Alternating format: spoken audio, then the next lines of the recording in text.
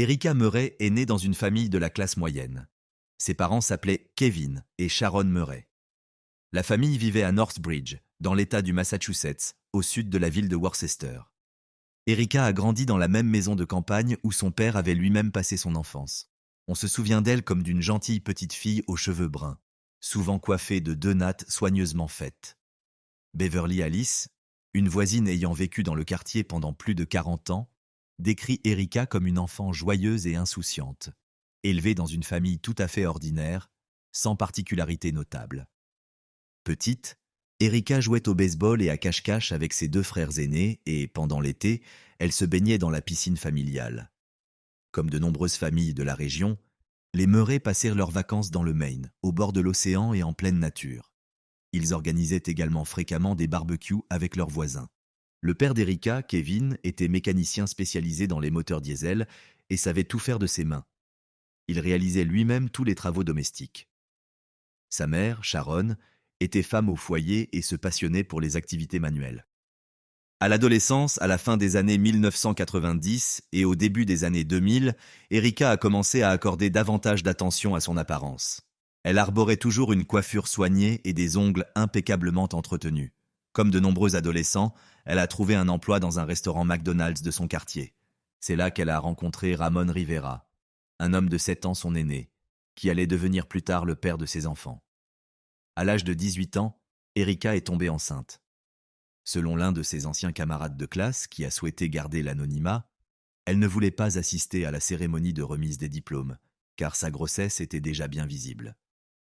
Elle avait honte de monter sur scène avec son ventre arrondi, tout en sachant à quel point il était important d'obtenir son diplôme.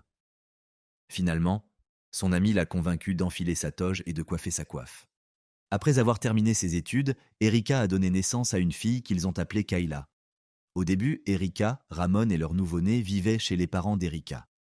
Cependant, quelques années plus tard, Erika est de nouveau tombée enceinte et la maison est devenue trop petite. La famille a alors emménagé dans une petite maison située au 23 rue Saint-Paul, à Blackstone, près de la frontière avec l'État de Rhode Island. À l'âge de 21 ans, Erika a donné naissance à son deuxième enfant, un garçon prénommé Nick. Ses proches et ses amis ont remarqué que c'est après ce déménagement que son état mental avait commencé à se détériorer de manière sensible. Privée du soutien constant de ses parents, Erika avait de plus en plus de mal à faire face aux tâches du quotidien. Ses proches ont noté que la jeune femme, autrefois soignée et élégante, portait désormais des vêtements amples, semblait fatiguée et négligée, et ne sortait presque plus de chez elle. Sa famille pensait que cet isolement était lié à la honte qu'elle éprouvait face au désordre qui régnait dans la maison et préférait ne pas la brusquer. Par la suite, Erika est tombée enceinte une 3e fois, puis une 4e et enfin une 5e. À ce moment-là, Ramon ne souhaitait plus avoir d'enfant et Erika, dissimulant sa grossesse sous des vêtements amples, n'en a parlé à personne, ni à lui, ni à sa famille, ni à ses amis. Elle a mis au monde ses 3 enfants seuls, de nuit, directement sur le sol de la salle de bain. Ce qu'il est advenu d'eux sera révélé ultérieurement. Par la suite, Erika est de nouveau tombée enceinte à 2 reprises, d'un 6e puis d'un 7e enfant. Il est important de garder ces faits en mémoire, car ils s'avéreront essentiels par la suite. Comme auparavant, elle a dissimulé ses grossesses et accouché seule à chaque fois. Lorsque Ramon était à la maison, Erika cachait les plus jeunes filles dans les chambres de l'étage. Avec le temps, les 2 aînés, Kayla et Nick, ont découvert l'existence des bébés, mais Erika affirmait qu'il ne s'agissait pas de ses enfants et qu'elle ne faisait que s'en occuper. Sur les réseaux sociaux, Erika cultivait l'image d'une mère attentionnée et épanouie. Son profil était rempli de photographies de plats faits maison et de ses 2 aînés, Kayla et Nick. On n'y trouvait ni mention ni image de ses 2 filles cadettes qu'elle tenait cachées. À l'instar de sa mère Sharon, Erika faisait preuve d'ingéniosité. Elle confectionnait des objets artisanaux comme des pancartes pour Halloween ou des bougeoirs décoratifs qu'elle vendait dans une boutique de la ville voisine de Whitinsville. Apparemment, la demande était forte.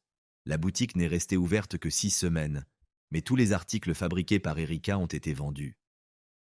Par la suite, elle a trouvé un emploi temporaire dans un supermarché, mais Ramon a insisté pour qu'elle démissionne. Au début de notre récit, Ramon travaillait au siège de l'entreprise Staples, à Framingham. Il souffrait par moments de troubles psychologiques. Malgré son isolement, Erika continuait d'assumer ses tâches quotidiennes habituelles. Chaque matin, elle accompagnait ses enfants aînés jusqu'à l'arrêt du bus scolaire et faisait régulièrement les courses. Elle a même organisé une fête pour les 10 ans de son fils dans un centre de loisirs. Les invités y ont été accueillis avec des pizzas et des gâteaux, tandis que les enfants jouaient au laser tag et aux machines à sous. Une voisine qui avait assisté à la fête avec son fils avait remarqué qu'Erika et Ramon semblaient heureux.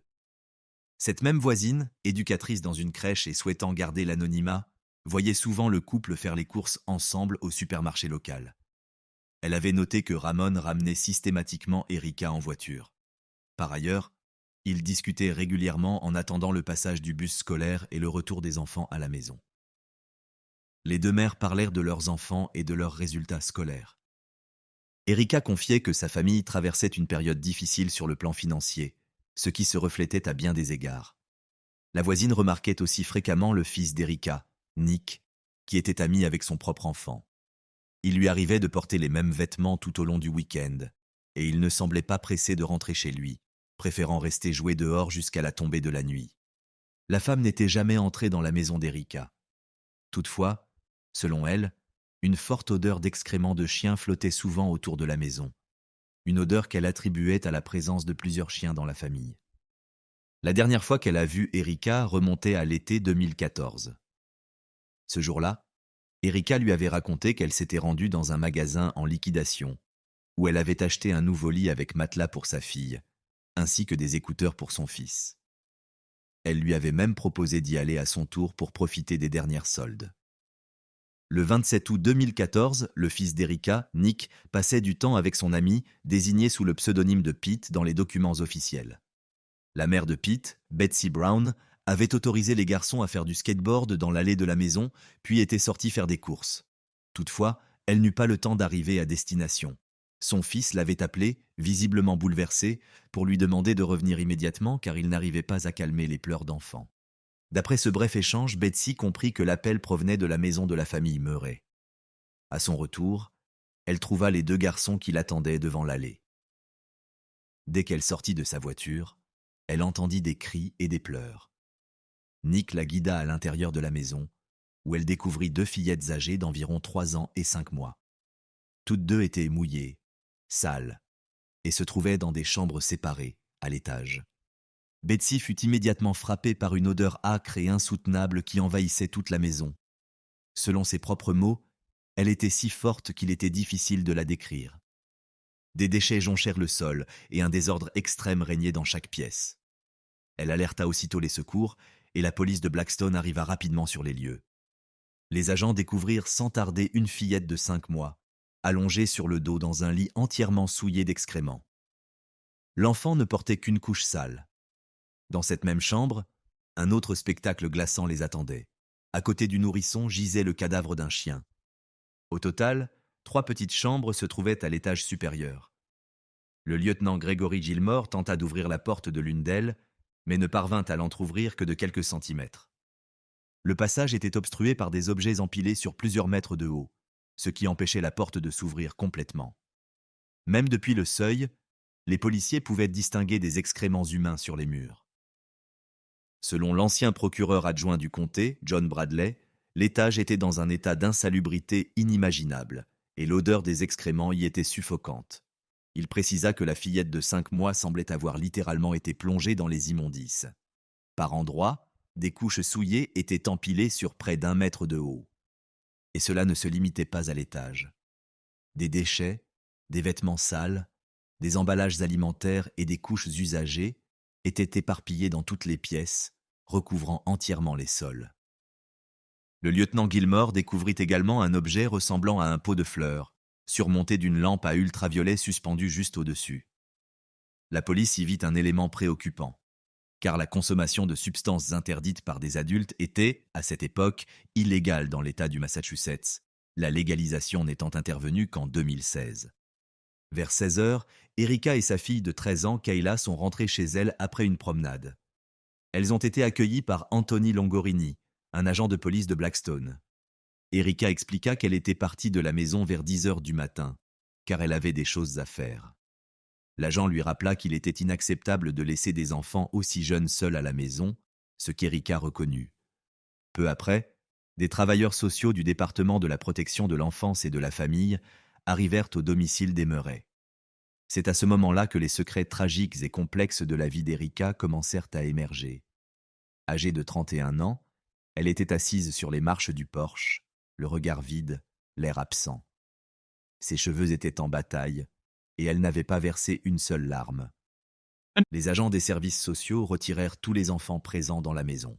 Kayla, 13 ans, Nick, 10 ans, une fillette de 3 ans, et un nourrisson de 5 mois, les arrachant au cauchemar qu'ils étaient contraints d'appeler leur foyer.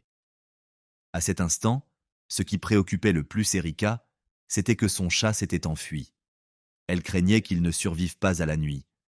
En réalité, ce chat avait probablement bien plus de chances de survivre dans les rues de Blackstone que sous le toit d'Erika. Le lieutenant Gilmore s'était d'abord entretenu avec Erika à son domicile, puis au commissariat, situé à quelques minutes à pied. Au cours de l'entretien, elle avait révélé que les deux fillettes, âgées de 3 ans et de 5 mois, étaient ses propres enfants et que leur père était Ramon. Erika avait avoué avoir caché cette vérité à toute sa famille, y compris à Ramon lui-même, ainsi qu'à ses 2 enfants aînés. Elle avait expliqué qu'elle avait honte d'avoir eu 2 autres enfants, convaincue de ne pas pouvoir subvenir à leurs besoins. C'est pourquoi elle avait déclaré à ses aînés qu'elle ne faisait que s'occuper des fillettes. Après avoir livré cette version des faits au lieutenant, Erika s'était mise à formuler des déclarations contradictoires. Elle avait d'abord affirmé que les plus jeunes filles étaient nées à l'hôpital régional de Milford et que l'établissement fournirait ultérieurement leur certificat de naissance. Plus tard, elle avait informé les agents du département de la protection de l'enfance et de la famille que les enfants étaient en réalité nés à la maison et n'avaient jamais été examinés par un médecin. Entre-temps, William Walsh, inspecteur du service d'hygiène de la ville de Blackstone, avait été dépêché sur place pour constater l'état des lieux et établir un rapport. Il avait conclu que la maison était impropre à l'habitation et l'avait officiellement déclarée dangereuse. Avant de quitter les lieux, Erika avait sorti son portefeuille de la poche de son manteau et informé M. Walsh que son mari allait venir la chercher. Pourtant, la dernière fois que l'inspecteur l'avait aperçue, elle marchait seule dans St. Paul Street. Le 28 août 2014, Kevin Sullivan, agent du service régional de contrôle des animaux de Blackstone, s'est lui aussi rendu au domicile de la famille. Sa visite avait été motivée par la présence d'un chien dans le sous-sol. L'animal se trouvait dans un état de maigreur extrême. Il était couvert de croûtes et de cicatrices, et de larges zones de son pelage avaient disparu. Ses yeux, enfoncés et purulents, témoignaient d'une grave infection et son corps tout entier était infesté de puces. Au cours de l'échange avec M. Sullivan, Erika a reconnu qu'elle n'était pas en mesure de s'occuper ni du chien ni du chat. À ce moment-là, le chat semblait être revenu à la maison, mais son état inspirait lui aussi une vive inquiétude. Les 2 animaux ont alors été retirés du domicile et conduits dans un refuge, où ils ont été traités contre les parasites avant d'être transférés chez un vétérinaire pour un examen approfondi. Le lendemain, le département de la protection de l'enfance et de la famille a placé les 2 fillettes les plus jeunes dans des familles d'accueil. Dans les documents officiels, elles sont désignées sous les pseudonymes de Lisa et Gina. Selon les informations disponibles, Erika ne leur avait jamais donné de prénom. Le 3 septembre 2014, les 2 fillettes ont été examinées à la clinique d'évaluation des enfants adoptés du centre médical de l'Université du Massachusetts à Worcester. L'examen a été mené par la docteure Heather Forkey et le docteur Peter Sell. Lisa, l'aînée des 2 sœurs, paraissait âgée d'environ 3 ans. Lorsque les médecins se sont approchés d'elle, elle a pris peur et s'est recroquevillée, comme si elle s'attendait à être frappée. La docteure Forkey a interprété ce comportement comme le signe qu'elle avait vécu sans soins appropriés de la part d'adultes dans un climat permanent d'insécurité. Lisa évitait tout contact visuel et se balançait d'avant en arrière pour tenter de se calmer. Ses cheveux étaient négligés et son tonus musculaire était décrit comme pâteux, ce qui traduisait une quasi-absence d'activité physique. Elle présentait également une éruption cutanée sévère, probablement due à un changement irrégulier de couche. D'après la docteure Forkey, ses oreilles étaient si obstruées par du cérumen que les tympans étaient invisibles à l'examen. Lisa ne parlait pas et n'émettait que des sons gutturaux. La praticienne a conclu que l'enfant avait été victime d'une négligence grave, ayant entraîné des troubles physiques, émotionnels et développementaux significatifs. Elle a également suspecté un trouble du spectre autistique au vu de l'ensemble des symptômes observés. Heureusement, les tests de dépistage des infections se sont révélés négatifs. En revanche, Lisa souffrait d'un déficit en vitamine D et en albumine, révélateur d'une carence alimentaire et d'une absence prolongée d'exposition à la lumière du jour. Ces résultats correspondaient aux informations selon lesquelles l'enfant avait été maintenu enfermé dans une chambre à l'étage. La docteure Forky a également examiné Gina, dont l'âge était estimé à environ 5 mois. Contrairement à sa sœur aînée, Gina établissait un contact visuel, réagissait à la présence des médecins et leur adressait même des sourires. Toutefois, son tonus musculaire était également insuffisamment développé. Allongée sur la table d'examen, elle ne bougeait pas comme le font habituellement les nourrissons de son âge, mais restait immobile, les bras tendus le long du corps. L'arrière de son crâne était aplati, ce qui suggérait qu'elle passait la majeure partie de son temps couchée sur le dos. Durant l'examen, Gina n'émettait aucun son, un comportement inhabituel pour un bébé de 5 mois. Selon la docteure Forky, elle avait elle aussi été victime d'une négligence grave. Par la suite, tout comme Lisa, elle a été hospitalisée pour des examens complémentaires. Heureusement, elle ne présentait aucune infection, aucune fracture osseuse, ni trace de blessure ancienne. Peu après, des agents du département de la protection de l'enfance et de la famille, rattachés au bureau de Whitinsville, ont rencontré Erika et Ramon. D'après l'enquêtrice Catherine Francy, Erika paraissait émotionnellement distante et conservait une attitude extérieurement calme. Ramon, en revanche, semblait accablé et pleurait. Au cours de l'entretien, aucun des deux parents n'a posé la moindre question au sujet du sort de leurs enfants. Erika a communiqué les dates de naissance de Lisa et de Gina, mais faisait régulièrement référence à Lisa en utilisant uniquement le pronom « elle », sans jamais prononcer son prénom. Les agents lui ont également posé une question à propos d'une certaine Michelle Ridgway. Erika a expliqué qu'il s'agissait d'une amie imaginaire qu'elle avait inventée sur les réseaux sociaux afin de justifier la présence constante des plus jeunes enfants à son domicile. Elle avait en effet déclaré à Kayla et à Nick qu'elle gardait les enfants de cette femme, prétendument très absorbée par son travail. À la mi-septembre 2014, un mandat de perquisition a été exécuté au domicile de la famille Murray. Les policiers cherchaient des éléments permettant d'établir l'identité des plus jeunes enfants et de déterminer leur origine, mais les découvertes qu'ils ont faites ont largement dépassé ce à quoi ils s'attendaient. Les restes de 2 autres nourrissons ont été retrouvés dans l'armoire de l'une des chambres. Leur corps était entièrement squelettisé. Ils portaient encore des couches et des grenouillères. L'un des 2 bébés avait conservé une chevelure épaisse et se trouvait à l'intérieur d'un sac à dos. Dans un autre placard de la même pièce, les enquêteurs ont découvert les restes d'un 3e nourrisson, placé dans une boîte.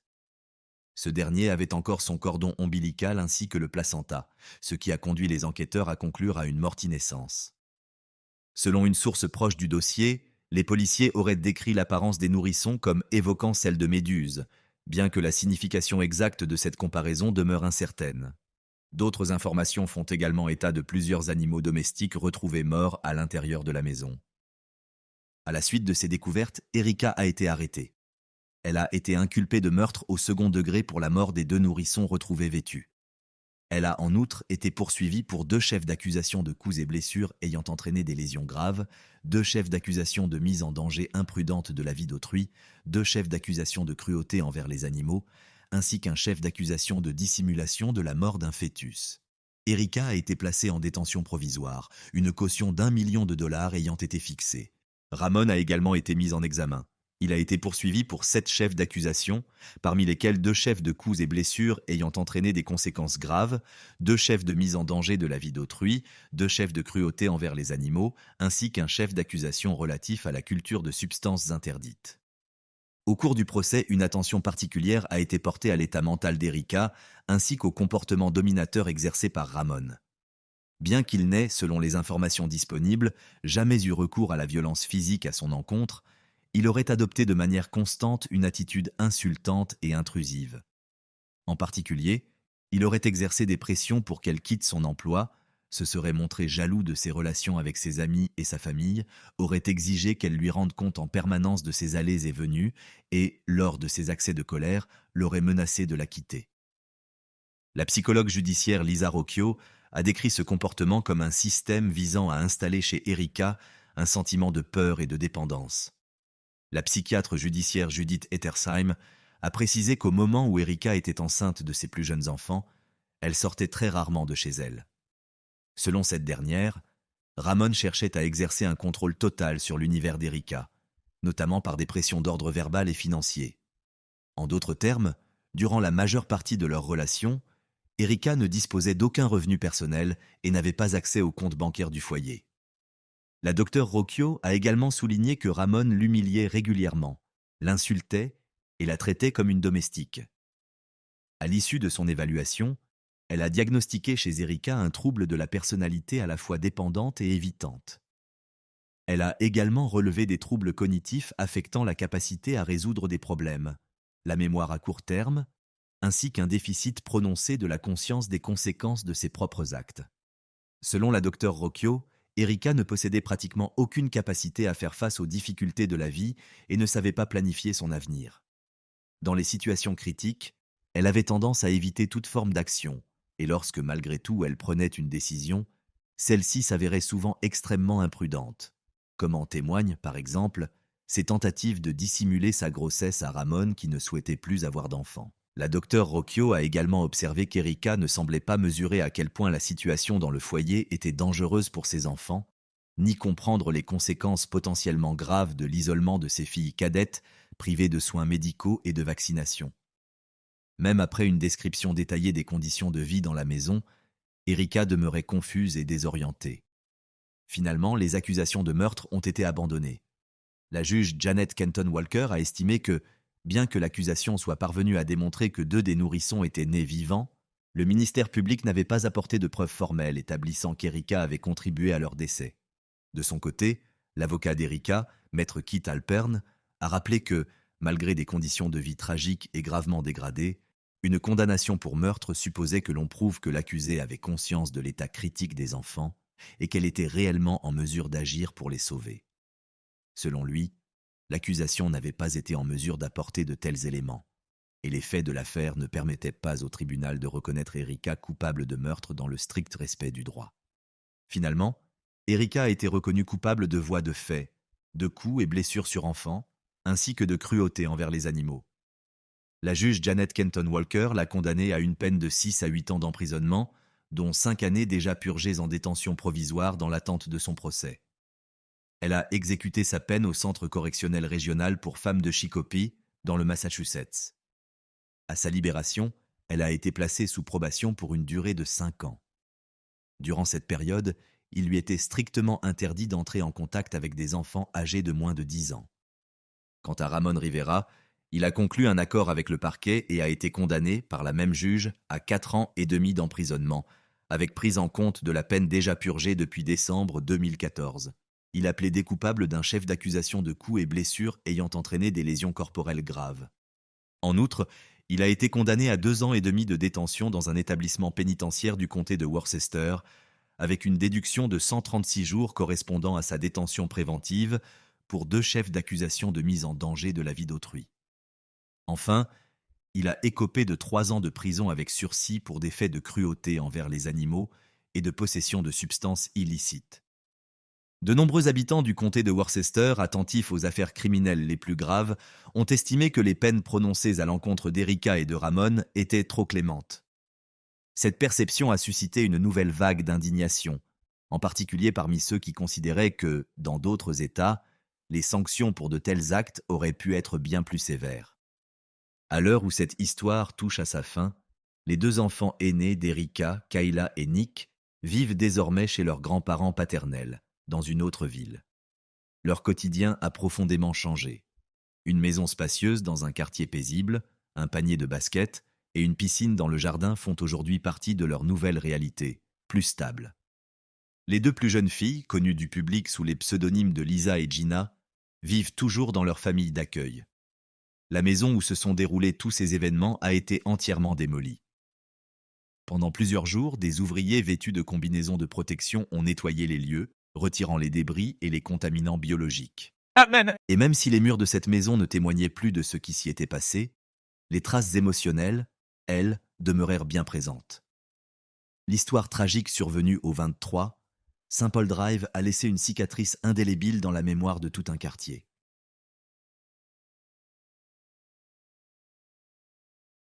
Iván Jesús Ortiguera Quinteros est né le 19 mai 1995 dans la petite commune de Pergamino, située dans la province de Buenos Aires, en Argentine.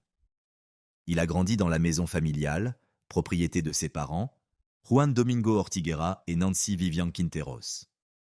En plus d'Iván, le couple avait 5 autres enfants, Bruno, Lucia, Franco, Martina et Delfina. Les membres de la famille Quinteros décrivaient le jeune garçon comme joyeux, énergique, sociable et plein de vie, doté d'un caractère à la fois doux et déterminé. Son rêve était de devenir footballeur professionnel, et il semblait posséder un talent inné pour ce sport. Ses aptitudes étaient reconnues aussi bien par ses proches que par ses coéquipiers du club de football local. Le 30 mai 2011, Iván a entamé une relation amoureuse avec sa petite amie, une jeune fille prénommée Tamara Noelia Núñez. Ils se connaissaient depuis environ 2 ans et au départ, leur relation n'était qu'amicale. Toutefois, en grandissant, des sentiments amoureux se sont progressivement développés entre eux. Les 2 adolescents s'écrivaient chaque jour et s'échangeaient des photographies attendrissantes, dans lesquelles ils exprimaient mutuellement leur amour et leur tendresse. À cette époque, Tamara avait 2 ans de moins que son petit ami, alors âgé de 16 ans. Elle vivait avec son père, un homme appelé Norberto Fabián Núñez. Sa mère biologique, prénommée Maria de Los Angeles, vivait séparément, mais voyait tout de même souvent sa fille. Fabián, le père de Tamara, exerçait plusieurs emplois. Le jour, il gagnait sa vie en posant du carrelage et le soir, il travaillait comme gardien dans une station de lavage automobile ou dans une boîte de nuit. Ces activités exigeaient à la fois une excellente condition physique et une constitution robuste, dont Fabián pouvait se targuer. Il lui arrivait fréquemment d'intervenir lors de bagarres et de mettre fin aux conflits qui éclataient dans la boîte de nuit. Il convient de préciser que cet homme n'approuvait nullement la relation de sa fille avec Iván. À plusieurs reprises, il avait même menacé le jeune homme, en lui demandant poliment de laisser sa fille tranquille. Un jour, Fabián surprit le jeune homme chez lui. Iván ne se trouvait pas simplement assis dans le salon ou dans la cuisine. Il était enlacé avec passion par la jeune Tamara. Cette scène mit aussitôt le père hors de lui, et il chassa immédiatement le garçon, en lui interdisant de revenir dans leur maison. Malgré cela, les 2 jeunes continuaient à se fréquenter et passèrent parfois la nuit chez la mère de Tamara. Tamara elle-même entretenait d'excellentes relations avec les parents d'Iván, ainsi qu'avec ses frères et sœurs. Contrairement à Fabián, aucun d'entre eux ne voyait d'inconvénient à ce que les adolescents se fréquentent. Ce dernier était toutefois si mécontent de la situation qu'il tenta de s'entretenir avec le père du jeune homme. La conversation eut lieu le 6 janvier 2012 et s'avéra particulièrement désagréable. Fabián se rendit au bar où travaillait Juan Domingo et l'avertit que si les jeunes poursuivaient leur relation, cela tournerait mal pour Iván. Lorsque Juan demanda au père de Tamara pourquoi il s'opposait à l'amitié entre les adolescents, celui-ci répondit que sa fille rencontrait de sérieux problèmes scolaires et disciplinaires parce qu'elle passait trop de temps avec le garçon. À la suite de cette entrevue, Fabián répéta à plusieurs reprises les propos qu'il avait déjà tenus et, avant de partir, formula des menaces encore plus explicites. Il déclara à Juan qu'il jetterait personnellement son fils par la fenêtre s'il le surprenait de nouveau chez lui. Le soir même, Fabián, comme tous les jeudis, partit travailler au lavage automobile. Il quitta la maison tard dans la soirée, avec l'intention de rentrer un peu plus tôt que d'habitude. Pendant ce temps, sa fille resta à l'appartement avec ses proches. Après le départ de son père, Tamara envoya un message à son petit ami pour lui demander de venir lui rendre visite. Les 2 adolescents savaient qu'ils devaient surveiller l'heure, car Iván devait quitter l'appartement avant le retour de Fabián, ou du moins après que celui-ci se fût endormi à son retour du travail. Cependant, cette nuit-là, le sommeil les submergea, et ils ne se réveillèrent qu'au petit matin, lorsqu'ils entendirent les cris furieux d'un homme qui les avait une nouvelle fois surpris ensemble. Sans la moindre hésitation, le père de la jeune fille attrapa le garçon endormi, le tira du lit et se mit à le frapper à coups de poing. Tamara tenta d'intervenir dans la bagarre, suppliant son père d'arrêter de le frapper, mais il semblait ne pas entendre les paroles de sa fille. Dans le même appartement, mais dans une autre pièce, vivait la cousine de la jeune fille, Lucrecia Núñez, et sa mère, Evangelina. En entendant le vacarme, elles se précipitèrent dans la chambre où se déroulait la bagarre et tentèrent de calmer Fabián. Constatant que l'homme avait totalement perdu son sang-froid, Lucrecia demanda à sa sœur d'appeler leur mère et leur frère. Après avoir reçu l'appel, Maria et son frère Nestor, qui habitaient à 1 kilomètre du lieu des faits, accoururent aussitôt. Cependant, l'arrivée de son ex-femme ne calma pas Fabian, mais renforça au contraire son agressivité. Il s'en prit alors aux femmes, frappant Evangelina au visage et Maria à la poitrine. L'incident se prolongea environ 1 heure et demie. À un moment donné, Fabian cessa de frapper le jeune homme et se mit à l'insulter. L'agresseur exigea qu'Ivan se jette par la fenêtre de son propre chef. À défaut, il promit de le faire lui-même. À ce moment-là, l'adolescent épuisé supplia désespérément Fabian de ne pas le jeter par la fenêtre, mais l'agresseur continua d'insister. Malgré l'absence totale de défense de la part d'Ivan, le père de Tamara lui asséna plusieurs coups violents, lui brisant la cloison nasale ainsi que la mâchoire. Le jeune homme perdit aussitôt connaissance sous la brutalité de ses blessures. Immédiatement après, l'agresseur poussa le corps inerte de sa victime contre la fenêtre, brisant la vitre avec sa tête. Sous la violence de l'impact contre le cadre, le corps d'Ivan retomba sur le sol de la chambre. Fabian souleva alors de nouveau sa victime, la saisissant d'une main par le cou et de l'autre par la jambe, avant de la projeter par la fenêtre. Au moment de la chute, le jeune homme était toujours inconscient. Il ne put donc ni pousser le moindre cri, ni esquisser le moindre mouvement réflexe, tel que remuer les bras ou les jambes. La chute provoqua la mort quasi instantanée d'Ivan. Ce tragique événement se produisit vers 9h30 du matin. Peu après l'incident, la police arriva sur les lieux du crime. Quelques minutes plus tard, une ambulance appelée par les forces de l'ordre se présenta également. Les médecins constatèrent immédiatement le décès d'Ivan et portèrent secours à Tamara, qui s'était précipitée en bas. La jeune fille répétait sans cesse que le jeune homme s'était jeté lui-même par la fenêtre. Pendant ce temps, les policiers pénétrèrent dans l'appartement situé au 7e étage. Fabian s'y trouvait encore. L'homme fumait beaucoup et demeurait en état d'ébriété. Il salua les agents, puis leur montra la pièce et la fenêtre, affirmant qu'Ivan s'était élancé par là. Lors de l'inspection des lieux, de nombreux éclats de verre furent découverts. Tandis que les policiers examinaient l'appartement, Fabian discutait avec son ex-femme et d'autres membres de sa famille qui avaient assisté à l'incident. Au cours de cette conversation, il insista auprès de ses proches sur le fait que tout était de la faute d'Ivan, soutenant que celui-ci s'était jeté par la fenêtre au cours d'une dispute. Avant le départ des policiers, le propriétaire de l'appartement leur raconta la querelle qu'il avait opposée au défunt. Selon Fabian, il avait surpris le jeune homme chez lui, dans les bras de sa fille.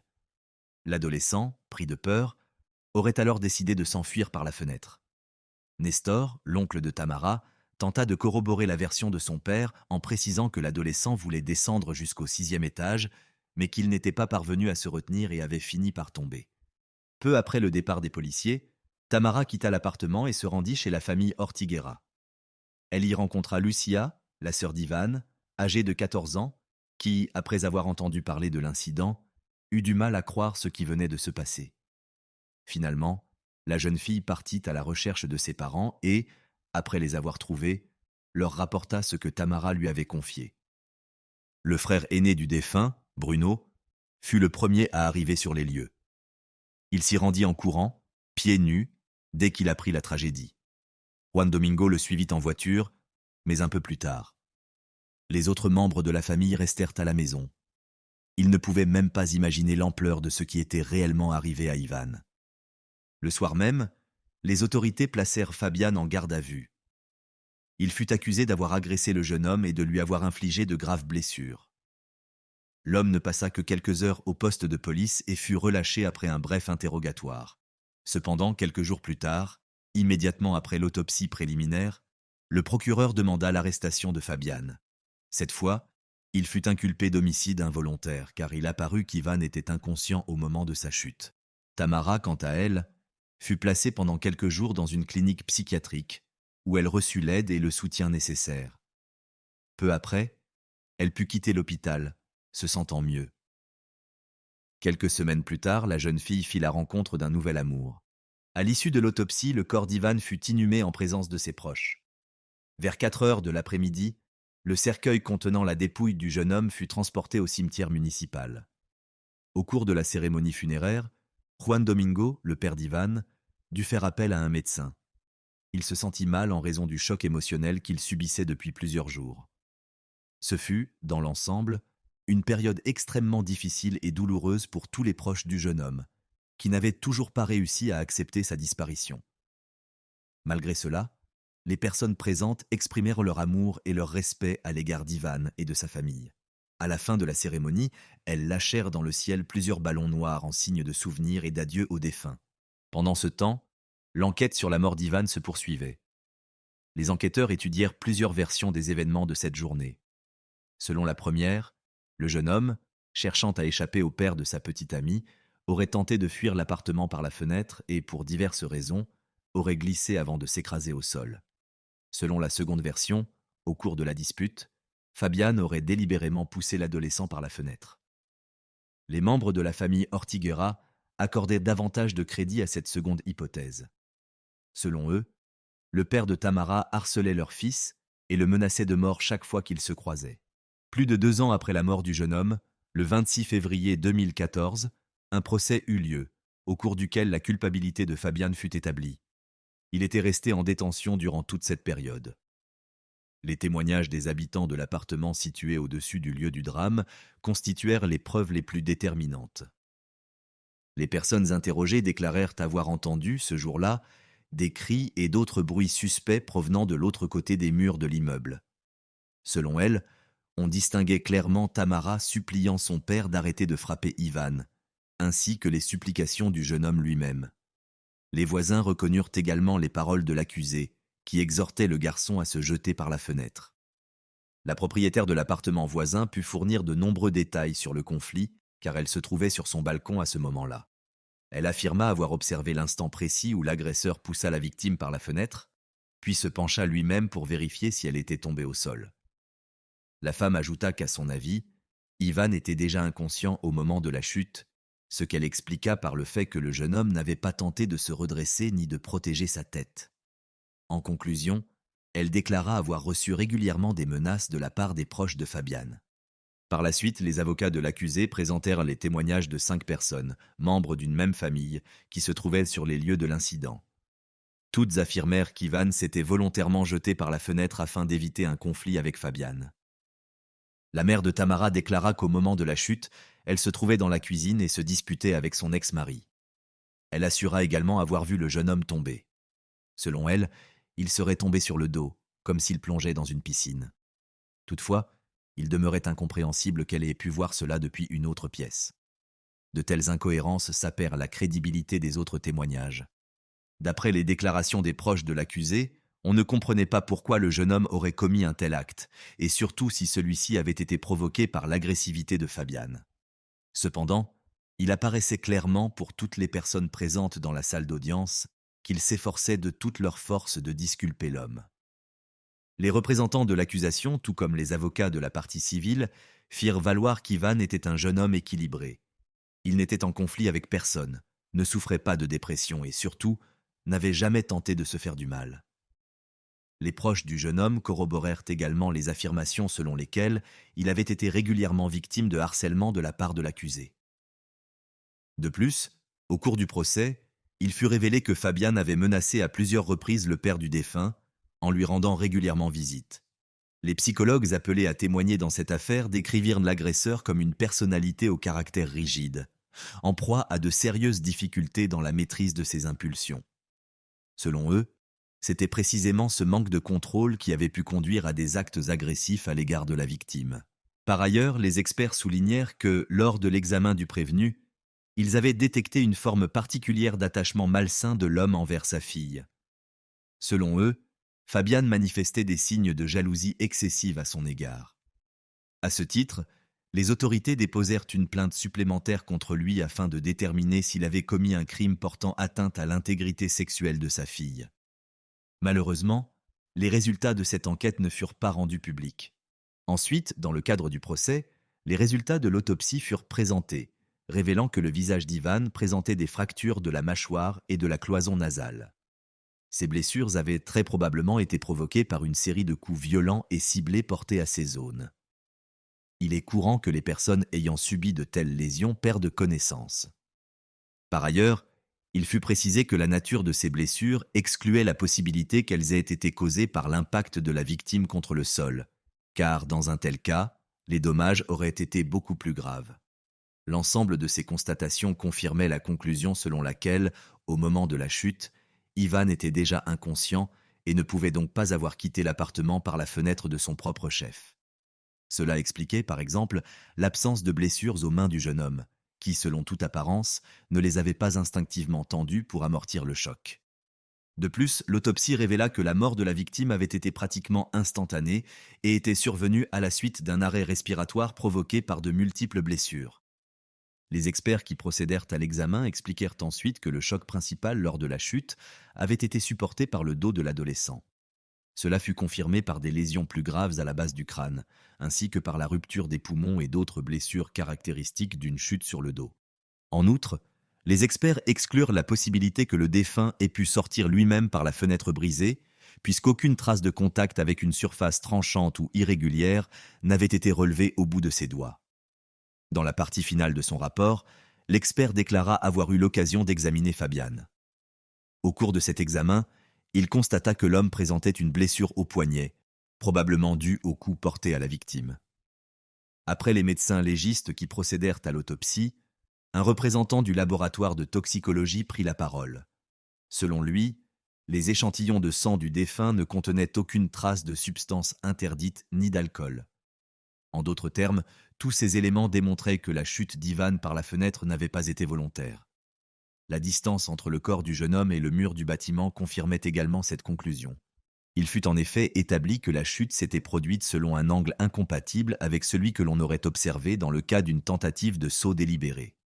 Au contraire, les calculs indiquaient que la victime avait été projetée par la fenêtre et que la chute n'avait duré que quelques secondes. Le moment était enfin venu d'entendre le témoignage de l'accusé lui-même. Fabian réitéra sa version des faits, affirmant qu'Ivan avait sauté de son plein gré et en toute conscience qu'il avait baissé les bras et s'était volontairement jeté par la fenêtre. Il persista à soutenir qu'il n'y avait eu entre lui et le jeune homme qu'une simple dispute, sans aucune agression physique de sa part. L'homme assura qu'Ivan était resté conscient durant tout le temps qu'il avait passé dans l'appartement et qu'il n'avait pas perdu connaissance une seule seconde. Il rapporta également les propos de sa fille, qui lui aurait confié un jour que le jeune homme souffrait de troubles psychologiques liés à de fréquents conflits familiaux. En d'autres termes, Fabian tenta de mettre l'accent sur le fait que le garçon avait simplement agi en fonction de sa propre perception de la situation. Le prononcé préliminaire du verdict eut lieu le 14 mars 2014 à 10 heures du matin. Auparavant, dans le cadre du procès, il avait été établi que Fabian n'avait pas eu, à l'origine, l'intention de tuer le petit ami de sa fille. Cela s'expliquait par la durée du conflit, qui avait perduré 1 heure et demie. Cependant, selon les juges, un événement fit perdre son sang-froid à l'accusé. Il frappa d'abord Ivan à plusieurs reprises, le rendant inconscient, puis, le voyant dans cet état, décida de le jeter par la fenêtre. Compte tenu de cette conclusion, Norberto Fabian Núñez fut reconnu coupable du meurtre d'un mineur avec circonstances aggravantes et condamné à la réclusion criminelle à perpétuité. En outre, le tribunal le condamna à verser à la famille du défunt une indemnisation financière couvrant à la fois le préjudice moral et les divers frais de justice.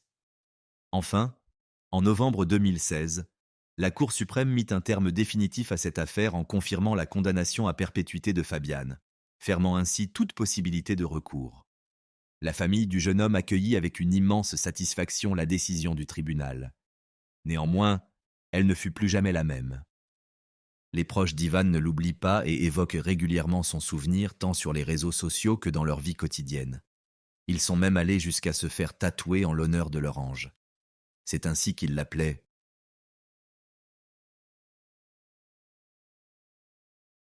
Cette affaire s'est déroulée au Mexique. Ana Karen Goicoechea Garduño est née le 18 avril 1995 à Morelos, au Mexique. Elle est la première enfant du couple formé par sa mère, Ana Luisa, et son père, Martín Cecilio. Ce n'est qu'en 2004 que le couple a eu un deuxième enfant, un fils prénommé Martín Cecilio Jr., en hommage à son père. Ana Karen a grandi en étant une jeune fille brillante, sérieuse et loyale, à la fois élève exemplaire et amie fidèle. Elle nourrissait le projet de terminer ses études, puis d'entrer à l'école de droit afin de s'engager activement dans les causes sociales et la lutte pour la justice. À l'âge de 15 ans, Ana Karen s'est prise de passion pour les jeux vidéo. Elle passait de longues heures devant l'écran, entièrement absorbée par ses jeux favoris. C'est grâce à cette passion qu'en 2010, elle a fait la connaissance d'un jeune homme prénommé Eduardo Villalobos Villanueva. Lorsqu'ils se sont rencontrés en ligne, Eduardo affirmait avoir 23 ans. Au départ, leurs échanges se limitaient à des conversations discrètes dans la salle de discussion du jeu. En 2012, Eduardo a quitté sa ville natale de Guadalajara pour se rendre à Morelos dans l'intention de rencontrer Ana Karen en personne. À ce moment-là, la jeune fille avait 17 ans et s'apprêtait à achever ses études secondaires. À son arrivée, Eduardo s'est rendu au domicile d'Ana Karen. Il a expliqué aux parents de la jeune fille qu'il exerçait la profession d'ingénieur en systèmes informatiques pour une entreprise spécialisée dans l'exportation de fruits vers les États-Unis. D'emblée, il a donné l'impression d'un jeune homme charmant, extrêmement poli avec tout le monde, et vêtu avec simplicité. Dès lors, Eduardo rendait visite à Ana Karen tous les 15 jours. À cette époque, le frère de la jeune fille partageait lui aussi une passion pour les jeux vidéo. Tous trois ont alors commencé à jouer ensemble, se retrouvant chaque vendredi soir lorsque Eduardo venait voir sa petite amie. Les jeunes passèrent parfois jusqu'à 4 heures d'affilée devant l'écran, et durant le week-end, il leur arrivait de jouer pendant 8 heures sans interruption. Au début, comme dans toute relation amoureuse, tout semblait se dérouler harmonieusement entre Ana Karen et Eduardo. Cependant, après quelques semaines, la jeune fille a commencé à percevoir chez son compagnon des comportements tyranniques et possessifs. Par exemple, Eduardo cherchait constamment à savoir où elle se trouvait et ce qu'elle faisait de ses journées. Il la surveillait par le biais d'appels téléphoniques et lui envoyait régulièrement des messages sur les réseaux sociaux. Il est même allé jusqu'à s'approprier ses mots de passe les plus utilisés afin de pouvoir contrôler avec qui elle échangeait et ce qu'elle publiait. Bien entendu, Ana Karen n'était pas disposée à tolérer une telle attitude de la part du jeune homme et elle décida de prendre ses distances avec Eduardo. Toutefois, ce dernier n'avait aucune intention de la laisser en paix. Dès la rupture, il se mit à supplier la jeune fille de revenir vers lui. Eduardo l'inonda d'appels et de messages, mais Ana Karen demeura silencieuse. Il tenta ensuite de contacter certains des amis les plus proches de son ancienne petite amie, dans l'espoir qu'ils l'aideraient à la reconquérir. Malheureusement pour lui, les amis de la jeune fille soutinrent pleinement sa décision. Eduardo ne renonça pas. Il envoya des roses à Ana Karen, continua à lui écrire, mais elle resta silencieuse. Un jour, ne supportant plus son absence de réponse, le jeune homme se présenta chez elle pour parler à ses parents et leur demander de l'aide afin de reconquérir celle qu'il considérait comme sa bien-aimée. Cependant, les parents d'Ana Karen prirent eux aussi le parti de leur fille. Ils dirent à Eduardo qu'elle était encore très jeune, que son cœur avait besoin d'émotions positives, et qu'il valait donc mieux qu'il cesse de la tourmenter. En réponse, Eduardo déclara qu'il comprenait, qu'il ne lui en voulait pas, qu'il arrêterait de l'importuner avec ses appels et ses messages, et qu'il ferait tout son possible pour l'oublier. Peu de temps après, Ana Karen eut une conversation sérieuse avec sa mère. La jeune fille lui confia qu'elle avait peur d'Eduardo, car il l'avait menacée de la tuer, elle ainsi que tous ses amis. Ana Luisa, sa mère, tenta de la rassurer en lui assurant qu'Eduardo ne ferait jamais une chose pareille. Elle lui expliqua que son père avait déjà parlé avec le jeune homme et que celui-ci lui avait promis de laisser Ana Karen tranquille. Malgré ses promesses, le 9 décembre, Eduardo revint pour parler à Ana Karen en face à face. La mère de la jeune fille le rabroua fermement et lui ordonna de laisser sa fille tranquille, en ajoutant qu'il ne devait plus jamais remettre les pieds chez eux. Eduardo demanda alors à voir Ana Karen une dernière fois, simplement pour lui dire adieu. Ana Karen, sa mère et son frère se rendirent donc dans le centre de Cuernavaca pour déjeuner avec lui. Le soir, ils l'accompagnèrent à la gare routière, la Estrella Blanca. Le jeune homme leur assura qu'il avait déjà acheté son billet de retour. Rassurée, Ana Karen rentra chez elle en compagnie de sa mère et de son frère. Mais le mardi 11 décembre, les parents de la jeune fille apprirent soudain qu'Eduardo n'était jamais monté dans le bus et qu'ils continuaient à chercher à revoir leur fille. Préoccupés par le comportement du jeune homme, les parents d'Ana Karen ont décidé de la conduire dans une autre maison, récemment acquise par la famille, située dans un quartier résidentiel privé près de Burgos, entre Mixco et Morelos. Comme cette maison venait tout juste d'être achetée, Eduardo ne pouvait pas en connaître l'adresse. Pourtant, le calme au sein de la famille d'Ana Karen n'a pas duré. Le lendemain, mercredi 12 décembre, à 16 heures, la jeune fille a envoyé un message à sa mère. Elle lui demandait qui avait communiqué à Eduardo l'adresse de leur nouvelle maison. Elle expliquait que son ancien petit ami se trouvait devant la porte et essayait d'entrer. Karen, sa mère, n'a pas vu le message immédiatement car elle était au travail. Quelques minutes plus tard, Anna Karen a envoyé un second message qui ne contenait qu'un seul mot, maman. En découvrant ces messages, Karen a été prise de panique. Elle a compris que sa fille était en danger et s'est précipitée à son secours. Ce qu'elle ignorait encore, c'est qu'il était déjà trop tard. En attendant une réponse, Anna Karen a pris la décision d'ouvrir la porte à son ancien petit ami. Eduardo l'a attaqué dès le seuil, la forçant à rentrer dans la maison. Au cours de la lutte, il lui a griffé le bras. Anna Karen a tenté de résister, mais à un moment, Eduardo l'a projetée sur le canapé, a sorti une arme à feu et a tiré plusieurs fois. Le corps d'Anna Karen gisait au sol près du canapé du salon, tandis qu'Eduardo quittait la maison d'un pas tranquille. Il s'est immédiatement rendu à la gare routière, où il a pris un autobus en direction de Querétaro. Après avoir commis cet acte, Eduardo a supprimé toutes les photographies de la jeune fille sur Facebook et effacé toute information la concernant, y compris l'adresse de la nouvelle maison. Pendant ce temps, Ana Luisa appelait désespérément sa fille, sur son téléphone portable et sur la ligne fixe, sans obtenir de réponse. En arrivant devant la maison, elle a remarqué que la porte d'entrée était ouverte. Inquiète, elle s'est précipitée à l'intérieur et a découvert sa fille étendue sur le sol du salon, baignant dans une mare de sang. Dans un premier temps, elle a cru qu'Eduardo l'avait battue à mort. Mais en s'approchant, elle a aperçu une blessure dans le dos de la jeune fille et une douille de balle à proximité. Quelques minutes plus tard, les forces de l'ordre sont arrivées sur place et ont immédiatement bouclé les lieux. Le corps d'Anna Karen a été transporté à la morgue pour être soumis à une autopsie.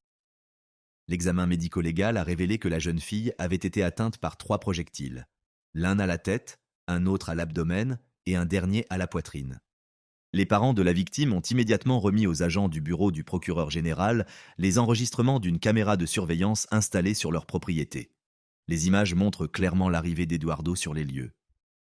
Ils ont également fourni aux autorités leur numéro de téléphone portable et fixe, l'adresse d'Eduardo ainsi que les coordonnées GPS de son ordinateur.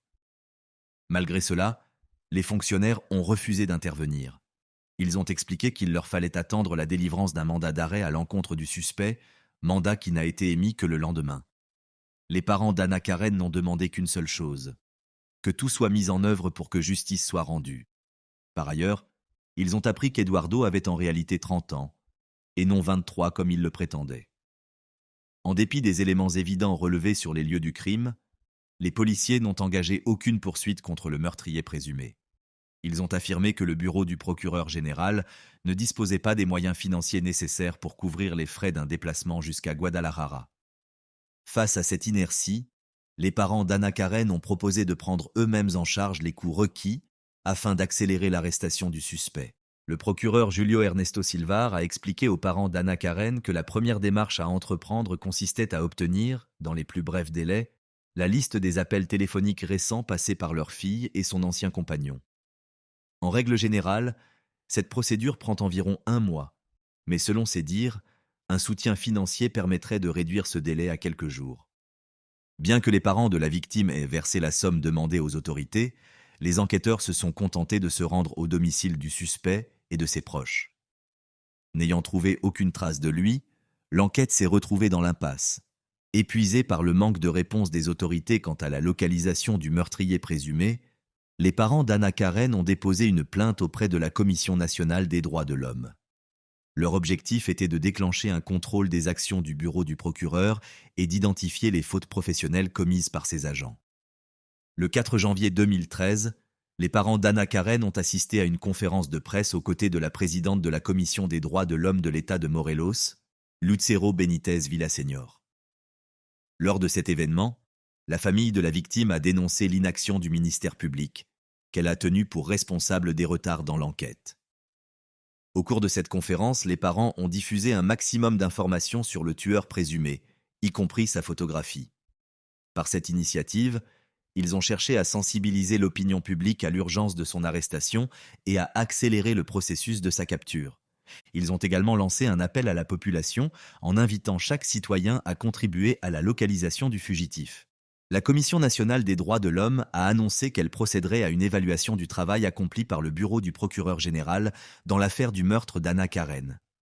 Il était manifeste que l'enquête stagnait. Jour après jour, aucun progrès tangible n'était constaté. Les parents de la victime, accablés de désespoir, faisaient tout leur possible pour que l'assassin de leur fille soit arrêté dans les plus brefs délais, mais leurs efforts demeuraient vains. Ils redoutaient également qu'Eduardo eût quitté le pays à temps, ce qui compliquerait considérablement sa localisation. Face à l'impuissance des enquêteurs du bureau du procureur à identifier et arrêter le criminel, la famille d'Anna Karen prit la décision d'engager un détective privé afin de mener une enquête parallèle. Ils firent également appel à un avocat de leur choix, lequel accompagna la mère d'Anna Karen à Guadalajara dans le but d'approfondir la recherche d'indices permettant d'identifier le coupable.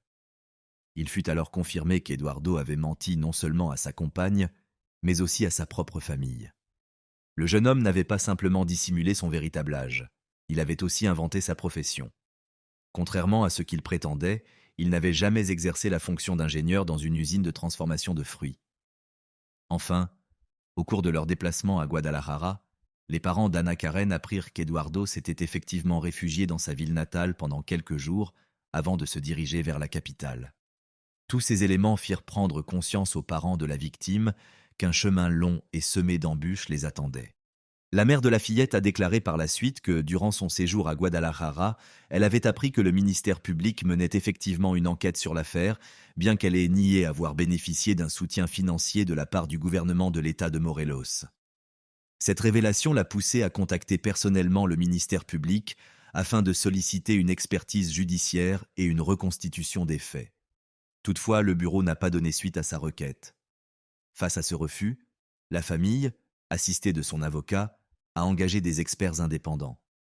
Le 17 janvier, quelques jours après avoir signé le mandat de perquisition concernant la maison où leur fille avait été tuée, les parents ont réalisé une vidéo destinée à mettre en lumière les mécanismes du crime. Durant cette période, 10 policiers assurèrent la garde des lieux. Les avocats représentant la famille d'Anna Karen ont recueilli les dernières informations et preuves disponibles dans la maison afin de reconstituer le déroulement des faits. Ils se sont également penchés sur les circonstances ayant permis à Eduardo de pénétrer dans une propriété privée sans être interpellé par les agents présents. Mais ce qui les intrigue surtout, c'est de comprendre comment Eduardo a pu obtenir l'adresse de cette maison. Grâce à la reconstitution des événements et aux enregistrements des caméras de surveillance, les enquêteurs ont pu comprendre comment Eduardo avait retrouvé Anna Karen ce jour-là. Il s'est avéré que le jeune homme l'avait suivi en utilisant le système de géolocalisation de son téléphone. Eduardo disposait d'une application lui permettant de connaître, à tout moment, la position exacte d'Anna Karen. Les images de vidéosurveillance montrent clairement que l'agresseur s'est rendu dans le quartier résidentiel à bord d'un taxi. Sur les séquences où l'on voit Eduardo descendre du véhicule, on distingue un sac attaché à sa ceinture. C'est là qu'il avait dissimulé l'arme avec laquelle il a ôté la vie à la jeune fille. Il a frappé à la porte, puis a brusquement fait irruption à l'intérieur. Anna Karen a tenté de retenir la porte pour l'empêcher d'entrer, mais le jeune homme a insisté et a fini par s'introduire de force dans la maison. La suite de l'incident n'est pas visible sur les images, car elle s'est déroulée à l'intérieur du domicile. Toutefois, 3 détonations, correspondant à des coups de feu, sont audibles en arrière-plan. Peu après, on voit Eduardo quitter la maison et remonter dans le taxi. Karen, la mère d'Anna, a mis environ 20 minutes pour se rendre du lieu de son travail jusqu'à la maison où se trouvait sa fille. Elle est arrivée si rapidement qu'en chemin, elle a aperçu le taxi dans lequel Eduardo semblait s'être enfui. Le 28 janvier 2013, les proches d'Anna Karen ont organisé des manifestations afin d'exiger que l'assassin de leur fille soit traduit en justice. Ces mobilisations se sont poursuivies durant plusieurs mois.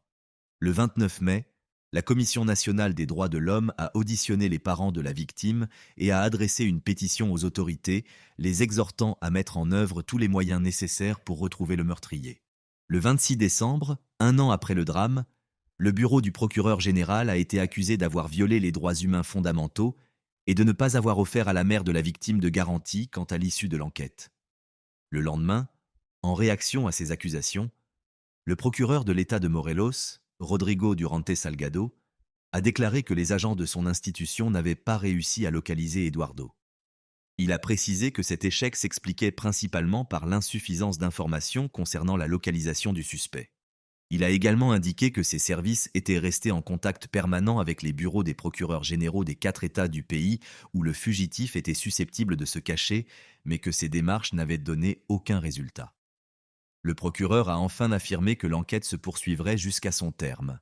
Quelques jours plus tard, le 30 décembre, lors d'un entretien accordé aux médias, Karen, la mère d'Anna, a remercié le bureau du procureur général pour l'attention portée à sa famille. Elle a également exprimé sa gratitude envers le gouverneur de l'État pour le soutien apporté dans la recherche du meurtrier. Pourtant, les mois ont passé, et Eduardo n'a jamais été retrouvé. Ana Luisa, la mère d'Anna Karen, n'a pas baissé les bras. Bien au contraire, elle a intensifié son combat, à la fois social et juridique, pour obtenir justice pour sa fille. En 2015, la violence fondée sur le genre a été déclarée préoccupante dans l'État de Morelos, où le nombre de féminicides avait explosé au cours des dernières années. Anna Karen était l'une de ces victimes. Sa mère est alors devenue une militante engagée et a fondé le mouvement Anna Karen Alive. Par le biais de cette initiative, elle a soutenu de nombreuses familles confrontées à des crimes graves. Quelque temps plus tard, Ana Luisa a obtenu un diplôme en droit, ayant intégré la faculté après l'assassinat de sa fille. En tant qu'activiste et avocate, elle a contribué à de nombreuses enquêtes sur les féminicides à travers le pays. En 2020, le décès de Martin Goicoechea, le père d'Anna Karen, est rendu public. Déjà en situation de handicap au moment des faits, il est décédé dans un hôpital public à la suite de complications causées par une autre maladie. 6 mois plus tard, en juillet 2021, Ana Luisa refait la une des journaux locaux en déclarant publiquement que, 9 ans après le meurtre de sa fille, l'assassin était toujours en liberté. Lors de cette déclaration, elle affirme savoir où se trouve l'auteur du crime. Selon elle, il se trouvait dans l'État de Jalisco. Elle a une nouvelle fois dénoncé l'inefficacité du ministère public dans la conduite de l'enquête et a exhorté les autorités à intervenir pour que justice soit enfin rendue. À la suite de ces propos, Ana Luisa a poursuivi son combat avec détermination, jurant qu'elle ne connaîtrait pas de repos tant qu'elle n'aurait pas vu l'assassin de sa fille derrière les barreaux.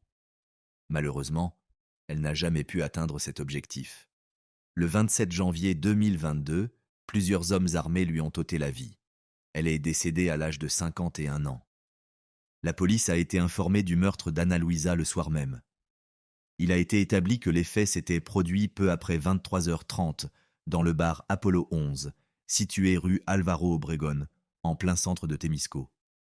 Des hommes armés ont fait irruption dans l'établissement, ont tiré sur une cliente qui se trouvait en compagnie d'Ana Luisa, puis l'ont dépouillée. Cette dernière est parvenue à s'enfuir. Une fois dans la rue, elle a immédiatement cherché de l'aide. C'est à ce moment-là que les agresseurs ont ouvert le feu sur Ana Luisa. À la suite du signalement d'une femme agressée et abattue dans un bar de la ville, des policiers et des secouristes se sont précipités sur les lieux où ils ont découvert le corps sans vie de la victime. Le décès a été constaté immédiatement. Selon le rapport de la police, le corps d'Ana Luisa présentait 3 impacts de balles, tout comme celui de sa fille Anna Karen, assassinée en 2012. La dépouille a été transférée à la morgue pour être soumise à un examen médico-légal. Simultanément, le bureau du procureur, en collaboration avec la brigade criminelle, a ouvert une enquête. Les premières hypothèses n'ont pas tardé à émerger. La première avance l'hypothèse d'un vol à main armé commis par un homme ayant fait irruption dans l'établissement. La seconde évoque une attaque préméditée ciblant spécifiquement une femme. Quelques heures plus tard, l'assassinat d'une militante et figure publique reconnue a fait la une de nombreux médias mexicains. L'affaire ayant rapidement eu un retentissement national, plus de 60 organisations œuvrant pour les droits des femmes ont organisé des manifestations.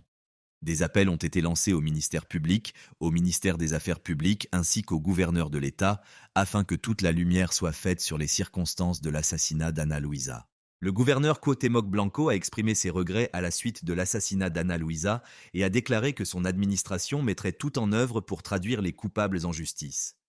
La présidente du conseil municipal de Temisco, Juana Ocampo Dominguez, s'est elle aussi adressée à la foule, condamnant fermement le meurtre.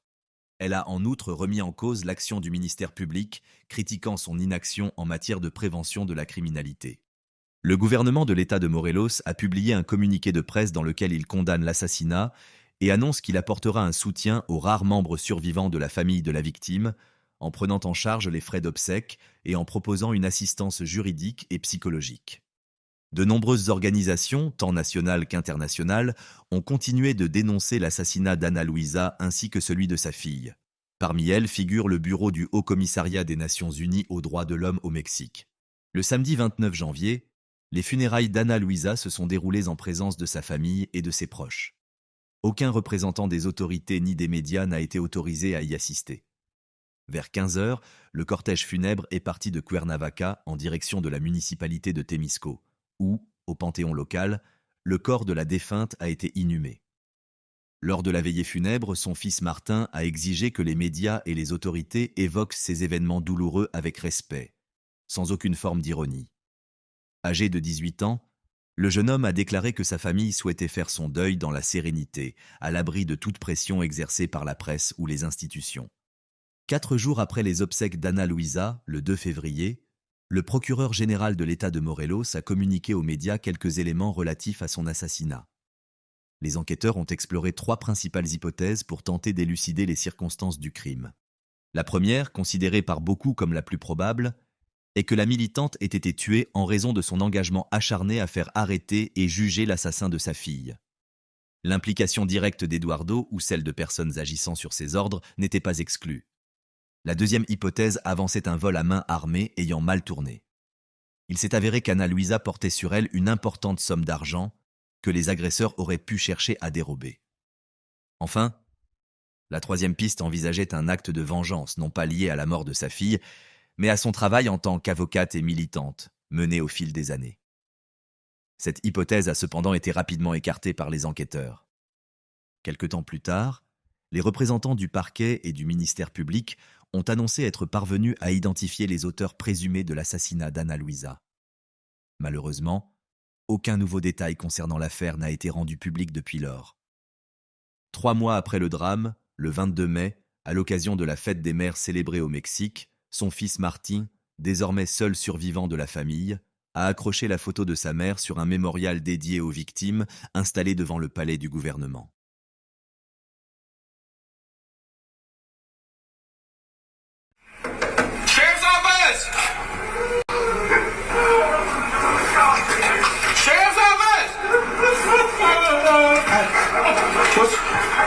Come on, stop for me. Hey, come here. Hey, where's your wife at, bud? Where's your wife at? She's dead on the floor in that room. That's mom. Yeah. Aujourd'hui, nous allons parler d'une affaire récente jugée le 20 septembre 2024. Je dois dire que c'était vraiment fou et monstrueux. Alors je n'ai pas eu d'autre choix que de vous en parler. Carly Gregg est née en 2009 à Flowood, une petite ville du Mississippi. Ses parents sont Ashley et Kevin Gregg. Carly a passé presque toute son enfance avec sa mère, Ashley, car son père était très peu présent. Selon les rumeurs, le père biologique de la jeune fille n'était pas un père exemplaire. Il abusait parfois de l'alcool et de substances illicites et agressait physiquement Ashley. À cet égard, la femme a même demandé de l'aide à la police, puis a mis un terme à sa relation avec l'homme. Mais revenons à Carly. C'était une enfant très intelligente et brillante qui a même sauté une classe à l'école. Alors qu'elle n'avait que 13 ans, Carly a passé un examen très difficile appelé ACT, que la plupart des étudiants américains passent peu avant d'entrer dans les établissements d'enseignement supérieur du pays. À titre de référence, il convient de noter qu'en cas de réussite parfaite à cet examen, l'élève obtient 36 points. Seul un faible pourcentage de candidats réussit toutefois ce test. Et Carly, malgré son jeune âge, a obtenu 30 points. En d'autres termes, elle n'était qu'à 6 points d'un score parfait. En fait, la jeune fille a obtenu le même nombre de points que d'excellents élèves de terminale. Cela en dit long sur ses capacités intellectuelles. Au printemps 2019, Ashley, la mère de Carly, a rencontré Heath Smiley, un homme de 45 ans assistant physiothérapeute. Les deux ont immédiatement développé une relation amoureuse et se sont mariés en juin 2020. Malheureusement, je ne sais pas comment Carly a pris la nouvelle et quelle était réellement cette personne. Cependant, on peut dire qu'elle s'intéressait, malgré son intelligence, à des choses très controversées telles que la violence physique et les armes blanches. En 7e année, la jeune fille s'est d'abord attirée des ennuis pour avoir apporté en cachette un couteau suisse à l'école. Elle a même été envoyée dans une école alternative pour adolescents en difficulté. On sait qu'elle y est restée environ 6 mois et que ce n'est qu'après cela que la direction de son ancienne école a accepté de l'y autoriser à nouveau. Elle a toutefois changé d'établissement par la suite et a poursuivi ses études dans un lycée situé à Brandon, le centre administratif du comté de Rankin, dans le Mississippi. En fait, il n'était qu'à 10 minutes en voiture de son domicile. Ironie du sort, la mère de Carly, Ashley, était professeure de géométrie dans cet établissement. Et si vous pensiez que c'était un avantage pour la jeune fille, qui pouvait ainsi bénéficier de l'attention et du soutien dont elle avait tant besoin de la part de sa mère, c'était loin d'être le cas. En réalité, Ashley et Carly avaient une relation compliquée, surtout en dehors de l'école. Carly a donc dû faire face à beaucoup de choses en voyant sa mère à la fois à la maison et à l'école. Elle était toujours la plus jeune et la plus intelligente de sa classe, mais les autres adolescents en ont profité pour la manipuler. Ils l'obligèrent notamment à faire leur travail scolaire et à les aider dans divers projets. En d'autres termes, la jeune fille se trouvait dans une situation extrêmement inconfortable. En raison de son comportement, elle a eu de nombreux conflits avec sa mère et son beau-père. Une fois, elle a été surprise en train d'aider ses camarades à tricher lors d'un examen. Ce jour-là, elle s'est introduite dans l'ordinateur de son professeur et a photographié toutes les réponses qu'elle a ensuite communiquées à plusieurs camarades de classe. Finalement, comme c'est souvent le cas, toutes ces réponses se sont retrouvées entre les mains d'autres élèves. Lorsque tout a été découvert, Carly a été punie et les disputes avec sa mère ont empiré. Fait remarquable, Carly avait déjà un petit ami à cette période.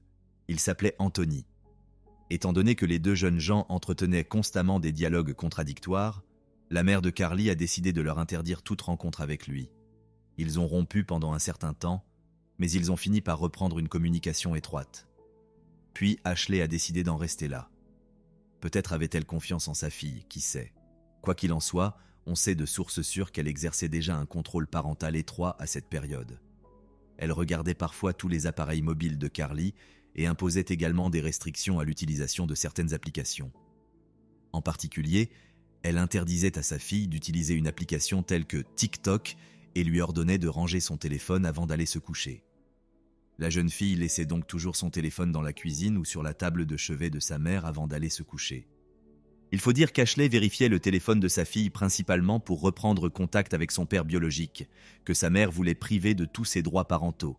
Ashley ne pensait tout simplement pas que Kevin pouvait être un bon modèle pour Carly, car il était encore dépendant à l'alcool et aux drogues illicites et se montrait généralement violent.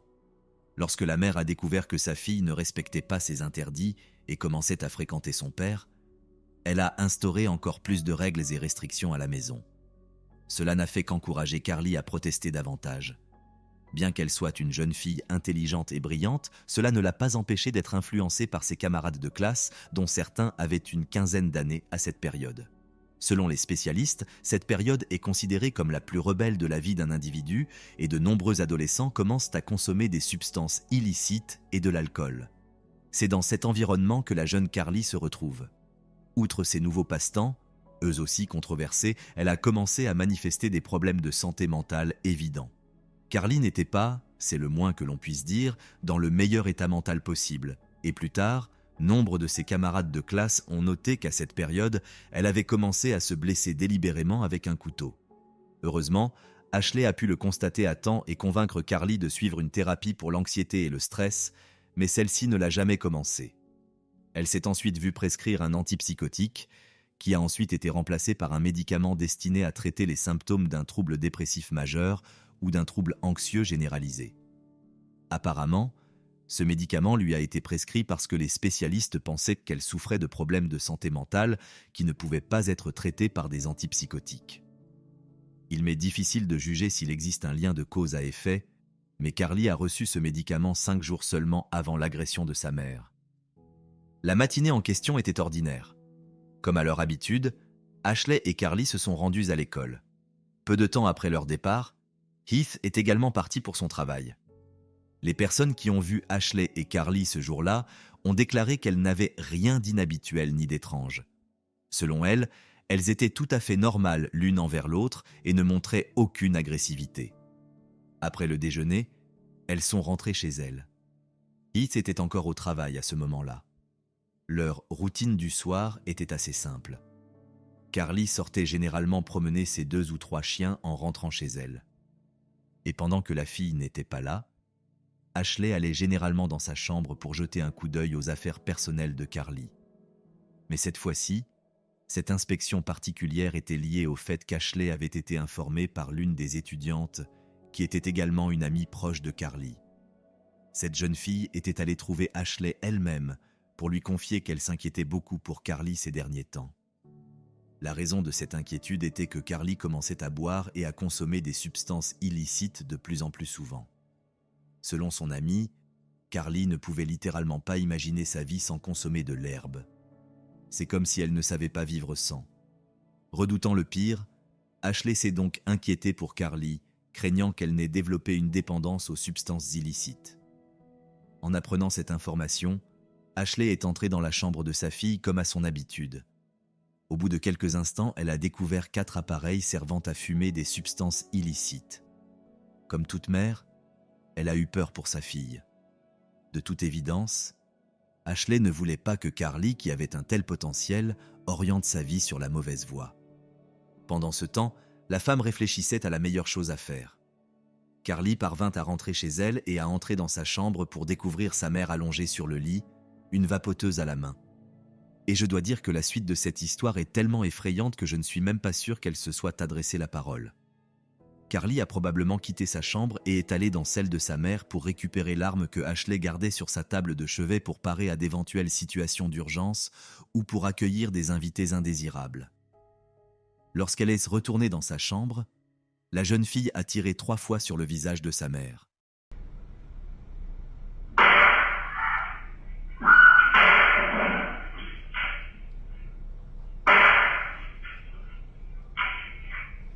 Après avoir tiré sur sa mère, Carly est allée chercher son téléphone dans la cuisine. Elle s'est rendue compte qu'elle aurait dû se débarrasser de son beau-père. Elle lui a donc envoyé un SMS depuis le téléphone d'Ashley pour lui demander quand il prévoyait de rentrer. Après avoir reçu une réponse, la jeune fille a sorti son téléphone et a commencé à envoyer des SMS à ses amis pour leur expliquer qu'elle était paniquée par la situation d'urgence survenue juste devant chez elle. Étant donné que la plupart d'entre eux étaient encore des adolescents, ils n'avaient tout simplement pas la possibilité de monter dans la voiture et de se rendre chez elle. Ils ont donc commencé à lui poser des questions pour comprendre ce qui s'était réellement passé, mais Carly a répondu avec parcimonie. Selon certains rapports, l'une des amies de la jeune fille lui a même conseillé d'aller voir la police, mais Carly a refusé. Seule l'une des amies de Carly a fini par lui tendre la main. Et comme elle était mineure à l'époque, je ne donnerai pas son nom. Ainsi, lorsque Carly a appelé cette fille pour lui demander de l'aide, elle est immédiatement allée voir son père et lui a demandé de l'emmener chez son ami. Une fois à l'intérieur, la jeune fille a vu Carly debout au milieu du salon, jouant avec ses chiens. Devant une telle image, elle était même un peu confuse, car la situation n'avait rien d'une situation d'urgence. C'est à ce moment-là que Carly a dit « Tu n'as pas peur des cadavres ?» La jeune fille a ensuite emmené son ami dans sa chambre et lui a montré le cadavre de sa mère toujours étendu par terre. Elle lui a même montré l'arme, en précisant qu'elle contenait à l'origine 6 balles. Carly a également déclaré qu'elle avait gardé les 3 balles restantes pour son beau-père, qui pouvait rentrer à tout moment selon elle. Elle a ensuite dit à son ami de sortir dans le jardin et de s'asseoir là pendant qu'elle s'occupait de Heath. La jeune fille a fini par suivre ce conseil et est sortie. Par la suite, beaucoup de ceux qui ont enquêté sur l'affaire se sont demandé pourquoi les choses s'étaient passées ainsi et pourquoi elle n'avait pas essayé de s'enfuir. Selon moi, la principale raison de ce comportement était que cette fille avait le même âge que Carly. Et je suppose qu'après avoir vu le corps de la femme morte et son amie avec une arme à la main, elle a décidé qu'il serait plus sûr pour elle d'obéir aux ordres. Selon le témoignage de la jeune fille, des coups de feu ont retenti peu de temps après sa sortie. Il est plus exact de dire qu'un seul coup de feu a d'abord retenti, accompagné des cris d'un homme, puis 2 autres coups de feu ont retenti. Quelques instants plus tard, des bruits de lutte ont retenti. Carly s'est alors précipitée dans l'arrière-cour et a dit à son ami de courir. Finalement, les filles ont sauté le mur et se sont enfuies. On sait qu'à ce moment-là, elles se sont séparées et que l'ami de Carly a couru jusqu'à sa maison, essayant de s'éloigner le plus possible de l'endroit. Il est difficile de dire exactement ce qui s'est passé à l'intérieur de la maison.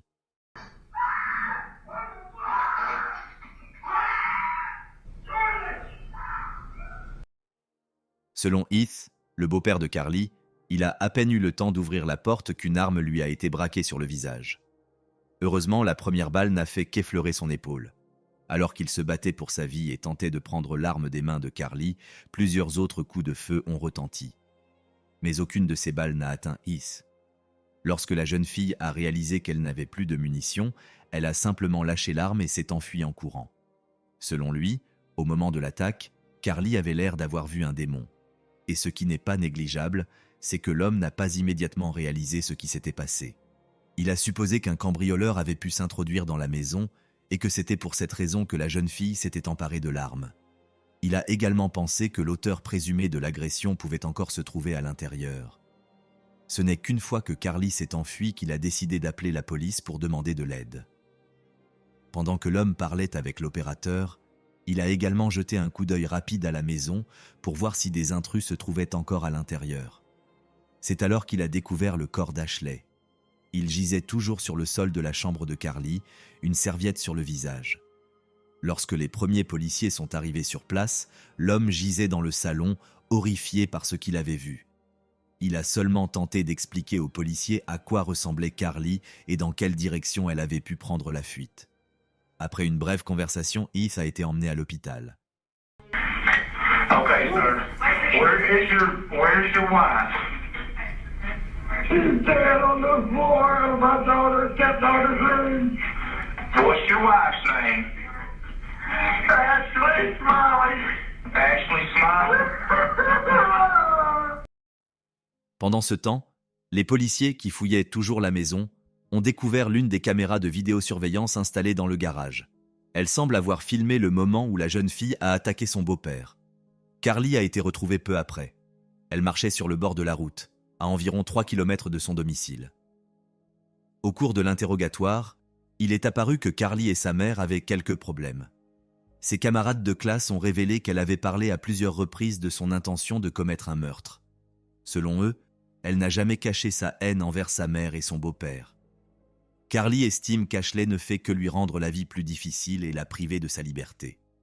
Une amie de Carly qui était venue chez elle ce jour-là et avait découvert le corps de sa mère s'est également rendue au poste de police pour raconter sa version des faits. La police a également interrogé le père biologique de la jeune fille qui a déclaré que le beau-père de Carly l'encourageait régulièrement à avoir des relations intimes avec lui, ce qui serait la principale raison d'un tel acte. Il ne disposait toutefois d'aucune preuve pour étayer ses suppositions. Quelque temps après son arrestation, Carly a déclaré qu'elle avait commencé à entendre des voix. Elle aurait récemment commencé à avoir des pensées intrusives extrêmement controversées. À peu près à la même période, les avocats de la jeune fille ont tenté de la faire passer pour folle. Ils n'ont toutefois pas pu confirmer cette hypothèse ni produire de conclusions d'experts. Tout au long du procès, ils ont clamé son innocence. Pourtant, les représentants de l'accusation ont présenté toutes sortes de preuves indiquant que Carly avait bel et bien commis ces crimes. Heath, qui était également présent dans la salle d'audience, a raconté comment il avait trouvé le corps de son épouse. Il a déclaré avoir couru vers Ashley pour prendre son pouls, puis avoir ôté la serviette de son visage pour découvrir son décès. L'une des amies proches de Carly est également apparue dans la salle d'audience pour témoigner. C'est cette même fille qui a abordé Ashley et lui a fait part de ses inquiétudes concernant Carly. Selon elle, Carly traversait une mauvaise passe. Elle avait l'impression que Carly avait choisi la mauvaise voie, mais chaque fois qu'elle essayait d'engager la conversation, la discussion tournait au conflit. C'est pourquoi elle a décidé de se tourner vers sa mère, qu'elle estimait être la personne la plus à même de l'aider.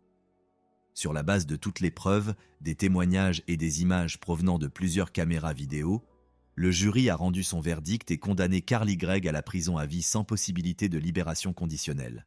Verdict of the jury is count 1. We, the jury, find the defendant, Carly Madison Gregg, guilty of first-degree murder as charged in the indictment. Count 2. We, the jury, find the defendant, Carly Madison Gregg, guilty of attempted murder as charged in the indictment. Count 3.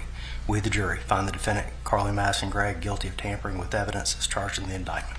Please be seated, Ms. Gregg. First-degree murder is charged in the indictment. Beginning on the first row, ma'am, is that your verdict? Sir, is that your verdict? Yes, sir. Ma'am, is that your verdict? Sir, is that your verdict? Ma'am, is that your verdict? You gotta answer out loud, ma'am. I'm sorry. Yes. On the back row, sir, is that your verdict? Ma'am, is that your verdict? Ma'am, is that your verdict? Sir, is that your verdict? Ma'am, is that your verdict? Ma'am, is that your verdict? Ma'am, is that your verdict? That verdict is proper and unanimous. As to count 2, we, the jury, find the defendant, Carly Madison Gregg, guilty of attempted murder as charged in the indictment. Beginning on the first row. Ma'am, is that your verdict? Yes, Sir, is that your verdict? Yes, sir. Ma'am, is that your verdict? Sir, is that your verdict? Carly Madison Gregg a effectivement été condamnée à la prison à vie pour meurtre et tentative de meurtre, ainsi qu'à 10 ans supplémentaires pour falsification de preuves. Ses avocats ont tenté d'obtenir une peine de prison à vie assortie d'une libération conditionnelle, mais ils ont échoué. C'est ainsi que s'achève l'affaire Carly Gregg.